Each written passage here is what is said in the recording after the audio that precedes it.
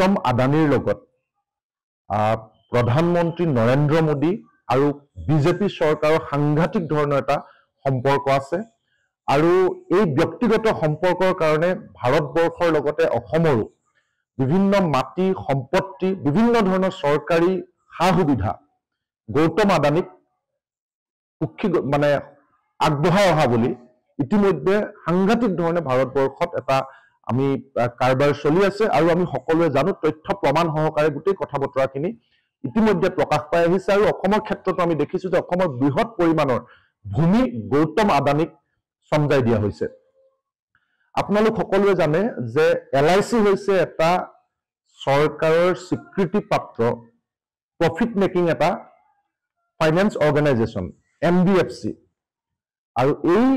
LICৰ প্ৰতি চৰকাৰৰ এটা ৰেছপন্সিবিলিটি আছে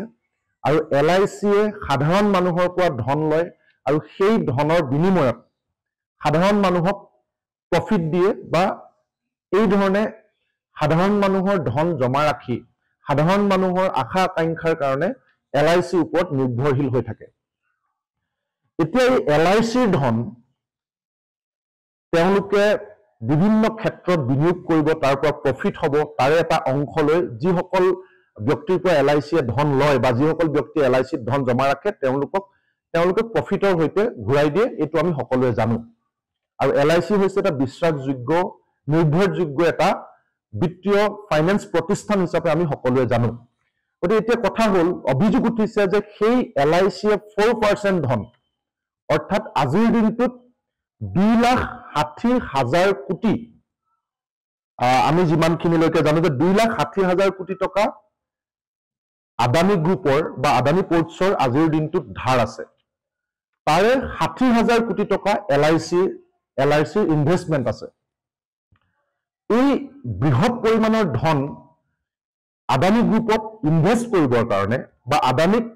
ধাৰৰ পৰা মুক্তি দিয়াবৰ কাৰণে আদানীৰ বন্ধু নৰেন্দ্ৰ মোদী ডাঙৰীয়াৰ নেতৃত্বত ভাৰতৰ বিত্ত বিভাগে নীতি আয়োগৰ জৰিয়তে এটা সিদ্ধান্ত খচৰা প্ৰস্তুত কৰি সেই বিত্ত মন্ত্ৰালয়ত দাখিল কৰিছিল আৰু চৰকাৰৰ নৰেন্দ্ৰ মোদী ডাঙৰীয়াৰ প্ৰত্যক্ষ হস্তক্ষেপত নৰেন্দ্ৰ মোদী ডাঙৰীয়াৰ বন্ধু গৌতম আদানিক এই ধাৰৰ পৰা মুক্তি দিয়াবৰ কাৰণে ৰাইজে থোৱা ৰাইজৰ আশা আকাংক্ষাৰ স্থল LICৰ দৰে সংস্থাক বাধ্য কৰোৱা হৈছে যাতে LICৰ 60,000 কোটি টকা 4% টকা গৌতম আদানী গ্ৰুপত ইনভেষ্ট কৰা হয় আৰু যি ধনৰ এটা অংশ হিচাপে লৈ গৌতম আদানী যাতে এই বিপদৰ পৰা মুক্তি পাব পাৰে এই গোটেই কথাটো আসলতে অতি চিন্তনীয় বিষয় কাৰণ আমি সকলোৱে জানো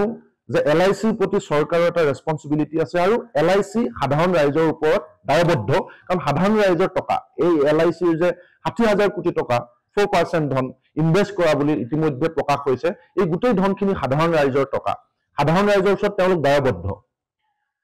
এহাতেদি যেনেকৈ আমি কৈছো যে LICয়ে কোট ইনভেষ্ট কৰিব প্ৰফিট কৰিব তাৰ পৰা তেওঁলোকে এটা অংশ ৰাইজক প্ৰফিটৰ সৈতে ঘূৰাই দিব লাগিব যাৰ যাৰ ধন LICত থোৱা হৈছে সেইটো এটা বেলেগ বিষয় কিন্তু যেহেতু গৌতম আদানীৰ প্ৰতি অভিযোগ আছে আৰু LICয়ে স্বতন্ত্ৰভাৱে সিদ্ধান্ত লৈ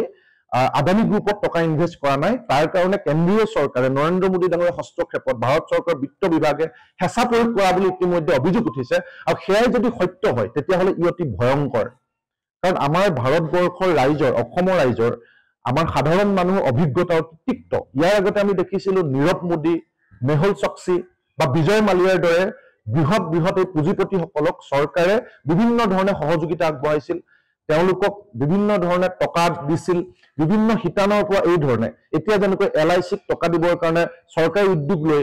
LICৰ ধনখিনি আদানীক দিয়া হৈছে তেওঁক ধাৰমুক্ত কৰিবৰ কাৰণে এনেকৈ নীৰৱ মোদী মেহুল চকচী আৰু বিজয় মালিয়াহঁতকো এনেকৈ চৰকাৰী উদ্যোগত বিভিন্ন চৰকাৰী বিভাগৰ টকা তেওঁলোকক দি সহায় কৰা হৈছিল বিভিন্ন ধৰণে ৰেহাই দিয়া হৈছিল সেই গোটেই হা সুবিধা টকাখিনি লৈ আজিৰ দিনটোত বিজয় মালিয়া নীৰৱ মোদী মেহুল চকচী বিদেশত আছে গৈ পলাই আছে ৰাইজৰ ধন বেংকৰ ধন এই গোটেই সাধাৰণ মানুহৰ টকা মাৰি টকা খাই এতিয়া বাহিৰত পলাই আছে কেন্দ্ৰীয় চৰকাৰে কিন্তু তেওঁলোকক গ্ৰেপ্তাৰ কৰিব পৰা নাই গতিকে সেই ধৰণে যদি সাধাৰণ মানুহৰ টকা জমা থোৱা LICৰ ধন চৰকাৰী নিৰ্দেশত নৰেন্দ্ৰ মোদী ব্যক্তিগত সম্পৰ্কৰ খাতিৰত গৌতম আদানীৰ তাত ইনভেষ্ট কৰা হৈছে সেই ধন যদি নীৰৱ মোদী বিজয় মালিয়া আৰু মেহুল চকচীৰ দৰে আদানী গ্ৰুপৰ যদি সেই ধৰণে পলাই যাব লগা হয় আদানী গ্ৰুপৰ যদি বহু পৰিমাণৰ যদি লোকচানৰ সন্মুখীন হয়, আদানী গ্ৰুপ যদি ফ্লপ হয়, আদানী যদি বিদেশলৈ পলাই যাব লগা হয়, তেতিয়াহ'লে এই ৰেছপন্সিবিলিটি কোনে ল'ব?